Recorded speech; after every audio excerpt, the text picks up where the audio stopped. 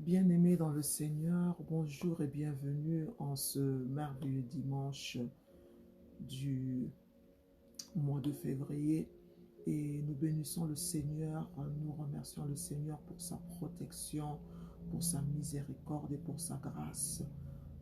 Ainsi, nous nous retrouvons encore une fois pour un mot d'encouragement que le Saint-Esprit a mis à cœur pour que nous puissions partager ensemble, afin que nous puissions être édifiés ensemble dans le nom puissant de notre Seigneur et Sauveur Jésus-Christ. Et le mot d'encouragement a pour thème identité en Christ. Qu'est-ce qu'une identité? Je lis dans Genèse chapitre 1, verset 27. Je lis. Et Dieu créa l'homme à son image. Il le créa à l'image de Dieu. Il créa l'homme et la femme. Une identité dérive du mot latin idem, qui signifie le même. Une identité représente un individu particulier à ses traits et son caractère et singulier à son aspect physique dans une société ou une communauté quelconque. Une identité est une analogie qui présente l'origine de l'existence d'une personne. Une identité dérive d'une image conçue et établie pour définir la singularité d'une personne ou d'un individu dans un lieu quelconque. Une identité reflète l'image de la reproduction et l'existence d'une personne ou d'un individu quelconque. Pour ce faire, Dieu créa l'homme à son image, ce qui implique que notre identité est la même avec Dieu. Dieu est le créateur et l'auteur de notre identité, de notre être qui représente son image établie sur toute la race humaine. Dieu nous a engendrés à sa valeur authentique. Ceci est une vérité établie et énoncée dans sa parole, en vue de nous rappeler le contexte originaire de notre première apparition sur la terre. Nous avons été tirés, formés et présentés tels que Dieu est. Dieu créa l'homme et la femme. L'image est le modèle physique que Dieu a désigné pour représenter deux genres différents de l'être humain, qui est l'homme et la femme. Ceci est un type de référence physique que Dieu a voulu s'attribuer comme apparence sur la terre. Une expression vivante qui communique la nature de Dieu sur la terre. Ainsi, quelle que soit la souche ethnique, linguistique des nations, je répète, quelle que soit la souche ethnique, linguistique des nations, nous sommes tous le modèle, la référence et l'expression vivante de la nature de Dieu sur terre. Notre identité a d'abord sa source et son fondement en Dieu. Qui es-tu? Matthieu chapitre 16, versets 15 et 16. Et vous, leur dit-il, qui dites-vous que je suis? Simon-Pierre répondit, tu es le Christ, le Fils de Dieu vivant. Je répète, Simon-Pierre répondit, tu es le Christ, le Fils du Dieu vivant. Reconnaître la source de notre identité est un élément essentiel pour opérer dans le but de notre existence sur terre. Ceci nous accorde une valeur importante et nous distingue à focaliser dans le domaine assigné pour nous individuellement. Vu la représentation des images et divers caractères auxquels nous sommes exposés dans notre société et vie quotidienne, celle-ci semble s'égarer et se dissiper sur plusieurs faits et raisonnements qui bouleversent la source originale de notre identité établie par Dieu et notre ADN qui et notre ADN distinct qui reflète le caractère, les propos et la raison de l'existence de chacun d'entre nous. Jésus-Christ interrogeait les disciples sur son identité et qui était-il pour eux. Étant avec eux nuit et jour, il voulait percevoir la profondeur de leur connaissance et non les opinions et les dires de la société et la communauté juive. Je répète, étant avec eux nuit et jour, il voulait percevoir la profondeur de leur connaissance et non les opinions et les dires de la société et la communauté juive. Au verset précédent, les uns ont dit qu'il était prophète, Élie et Jean-Baptiste. Seul Simon-Pierre a dit qu'il était le Christ, le Fils du Dieu vivant. Notre époque millénaire a su manipuler l'image originale de notre identité en nous suggérant 1001e image dont plusieurs semblent définir notre être et former une attitude à laquelle nous dépendons et agissons. Ainsi, nous adaptons une pensée qui n'est pas reliée à notre ADN, que Dieu a spécifiquement établi et distinctivement mis en chacun d'entre nous. Nous désirons mieux adapter ce que l'autre a au lieu de rechercher ce que Dieu a déposé et investi pour nous individuellement. L'identité représente notre être, notre caractère, notre but et notre raison d'exister sur terre. Celle-ci diffère entièrement de l'un et de l'autre et exige un exercice que nous devons appliquer sur base de la parole de Dieu qui décrit et explique que nous sommes l'image de Dieu et que nous avons été créés uniques, authentiques et distingués de toute autre personne. Ainsi, lorsque nous posons la question « Qui es-tu ?», notre prénom ne semble pas être énoncé. Nous avons plutôt tendance à définir le rôle, la profession, le titre, le rang de la société que nous occupons pour affirmer que nous sommes différents et importants. Dans le livre de Ruth, chapitre 3, verset 9, je lis, il dit « Qui es-tu » Elle répondit « Je suis Ruth, ta servante. Étends ton aile sur ta servante, car tu as droit de rachat. » Ruth était étrangère, mariée à un juif. Par après, elle était veuve et a rejoint sa belle-mère Naomi qui rentrait à sa ville natale appelée Bethléem. Elle ne s'était jamais présentée et définie comme une étrangère n'ayant aucun lien de culture, de croyance ou d'intégration dans la communauté juive. Mais elle possédait cette assurance que l'environnement, la culture, la société n'allaient pas la catégoriser ni la classifier comme une étrangère et que son appartenance n'était certainement pas implantée en Bethléem.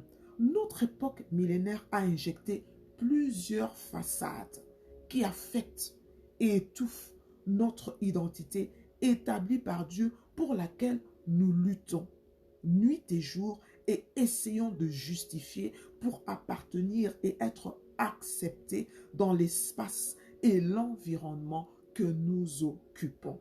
Dans le livre de Psaume, chapitre 139, verset 14, je lis « Je te loue de ce que je suis une créature si merveilleuse. Tes œuvres sont admirables et mon âme le reconnaît bien. » Notre identité doit reconnaître premièrement, elle doit reconnaître premièrement qu'elle est une créature merveilleuse, extraordinaire et exceptionnelle parce qu'elle est l'image de Dieu.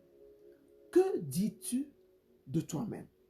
Juge, chapitre 6, versets 12 à 17. L'ange de l'Éternel lui apparut et lui dit, « L'Éternel est avec toi, vaillant héros. » Gédéon lui dit, « Ah, mon Seigneur, si l'Éternel est avec nous, pourquoi toutes ces choses nous sont-elles arrivées? Et où sont tous ces prodiges que nos pères nous racontent quand ils disent, l'Éternel ne nous a-t-il pas fait monter hors d'Égypte Maintenant, l'Éternel nous abandonne et il nous livre entre les mains des Madians. L'Éternel se tourna vers lui et dit, va avec cette force que tu as et délivre Israël de la main de Madian. N'est-ce pas moi qui t'envoie? Gédéon lui dit, ah, mon Seigneur, avec quoi délivrerai-je Israël? Voici ma famille est la plus pauvre en Manassé, et je suis le plus petit dans la maison de mon père. L'Éternel lui dit, mais je serai avec toi, et tu battras Madian comme un seul homme. Gédéon s'était identifié aux circonstances de son environnement et s'était catégorisé comme un être inférieur et incapable d'affronter tout événement qu'il considérait être colossal, gigantesque et énorme à ses yeux. L'image de Dieu dans son cœur et sa pensée était affectée, dirigée, suffoquée et imposée par les défaites et les impossibilités de pouvoir surgir une victoire et d'expérimenter le meilleur dans sa vie et dans sa région de résidence.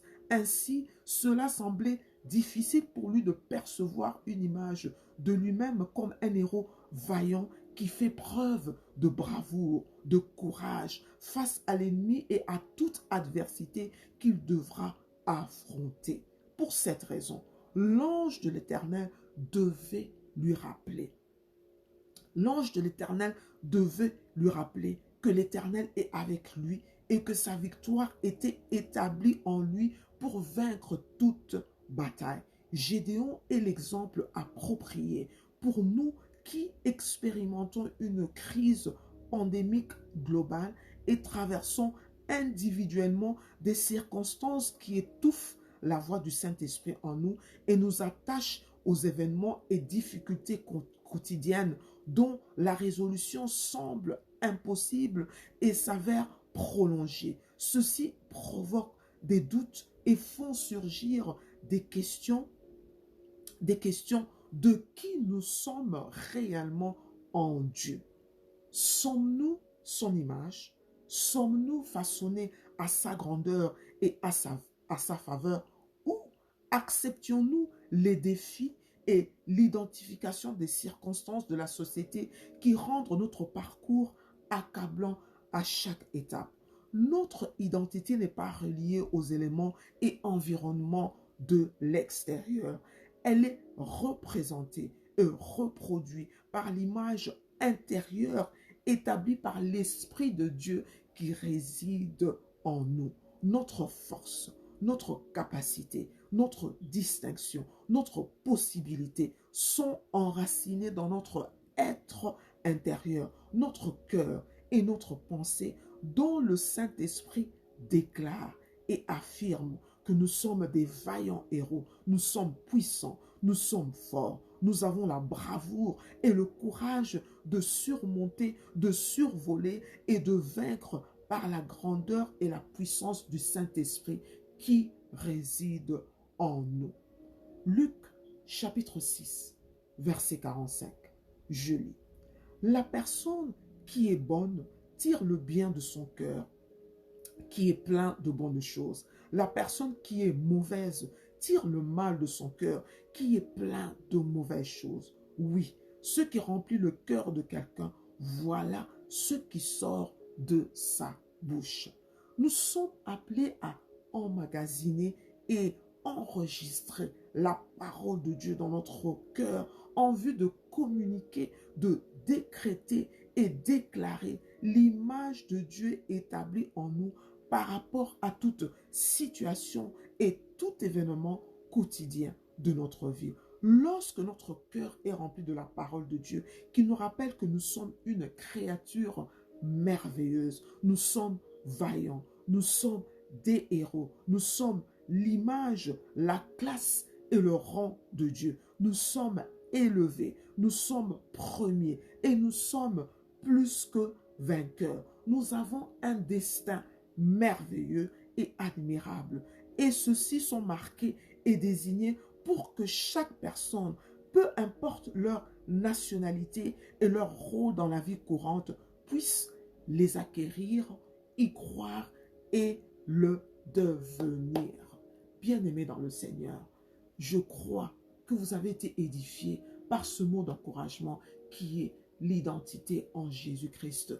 Vu la crise globale, la crise pandémique qui est globale, vu les circonstances que chaque personne traverse individuellement, nous sommes égarés. Notre identité se dissipe, notre identité se diversifie et se relie à nos circonstances au lieu que nous soyons reliés à l'image de Dieu que Dieu a établi dans notre cœur, dans notre être interne. Parce que l'Esprit de Dieu qui réside en nous, nous révèle notre identité authentique, que nous sommes vaillants, nous sommes bénis, nous sommes élevés, nous sommes premiers, nous sommes supérieurs, nous sommes de la classe et du rang de Dieu. Nous ne sommes pas identifiés ni définis par les circonstances courantes et quotidiennes que nous traversons. Parce que la force d'un homme, la capacité d'un homme, la poursuite et l'excellence et la réussite de tout être de chacun d'entre nous dépend de ce que nous tirons de notre cœur. Dépend de quoi notre cœur est rempli. Qu'avons-nous mis dans notre cœur? Quelle est l'image que nous avons ancrée dans notre cœur? Quelle est l'image que nous absorbons chaque jour dans notre cœur? Est-ce les images des circonstances et des événements courants? Est-ce les images des difficultés que nous traversons? Est-ce les impossibilités accablantes que nous expérimentons chaque jour? Est-ce les choses difficiles qui semblent se prolonger et ne fait que s'empirer de jour en jour? Ou est-ce la parole de Dieu que nous emmagasinons dans nos cœurs, que nous réitérons chaque jour dans notre cœur, dans notre pensée? Nous sommes des vaillants, nous sommes plus que vainqueurs, nous sommes bénis. Si Dieu est pour nous, qui sera contre nous? Dieu avec nous. Dieu est avec nous comme un puissant héros. Ainsi, tout ce qui est contraire, tout ce qui est contraire, tout ce qui est confusion ne va pas se produire parce que Dieu est avec nous. Et la Bible dit, lorsque nous traversons l'ombre de la vallée de la mort, il dit bien l'ombre de la vallée de la mort. Cette ombre de la vallée de la mort peut être le manque d'emploi, peut être la maladie, peut être les inquiétudes, peut être toute situation qu'on peut nommer, que chaque personne traverse individuellement, émotionnellement, mentalement, physiquement, sur le point du logement, sur le point de familial, sur le point du mariage. Quelles que soient les circonstances, notre identité en Jésus-Christ nous dit que nous sommes plus que vainqueurs. Notre identité en Jésus-Christ nous dit que toute chose concourt au bien. Toute chose concourt au bien, non au mal. Parce que l'image, l'identité et l'image que nous avons perçue dans notre pensée, dans notre cœur, c'est celle-ci qui va se reproduire dans l'état dans lequel nous traversons. Ainsi, nous devons, à partir d'aujourd'hui, bien-aimés dans le Seigneur, nous devons commencer à déclarer la parole de Dieu. Nous sommes une créature merveilleuse, nous sommes admirables. C'est bien d'admirer d'autres personnes, c'est bien d'admirer votre mentor, c'est bien d'admirer des personnes en qui vous avez beaucoup d'estime, mais quand vous êtes face à face, vous êtes face à vous-même, que dites-vous de vous-même? Que dites-vous de vous-même? Qui êtes-vous? Êtes-vous un champion? Êtes-vous victorieux? Êtes-vous plus que vainqueur? Êtes-vous excellent? Êtes-vous extraordinaire? Êtes-vous magnifique? Ou alors c'est le contraire que vous dites de vous-même? Ainsi, bien-aimés dans le Seigneur, nous avons l'obligation d'appliquer cet exercice chaque jour sur l'identité en Jésus-Christ. Car dans Proverbes chapitre 4, verset 23, il dit ceci: par-dessus tout, surveille ton cœur, car il est la source de ta vie. Et je prie dans le nom de Jésus-Christ qu'à partir d'aujourd'hui, votre cœur va emmagasiner, va enregistrer, va percevoir la parole de Dieu et commencer à établir l'image de Dieu qui dit que vous êtes une créature merveilleuse, admirable, que vous êtes un héros, vous êtes vaillant, vous êtes excellent, vous êtes distingué, vous êtes discipliné, vous allez réussir, vous allez établir des choses magnifiques, vous allez accomplir des exploits dans votre vie, dans votre parcours que Dieu a établi pour vous, dans le nom puissant de notre Seigneur et Sauveur Jésus-Christ. Ainsi, je déclare la faveur de l'Éternel dans tout ce que vous allez entreprendre dans le nom de Jésus-Christ. Vous allez percer, vous allez réussir, vous allez être distingué dans le nom de Jésus-Christ. Toute chose concourt au bien de celui qui croit au Seigneur Jésus-Christ, de celui qui est enraciné dans sa parole. Ainsi, vous êtes l'image de Jésus-Christ. Toute chose va concourir pour votre bien dans la victoire et la gloire de notre Seigneur et Sauveur Jésus-Christ. Amen.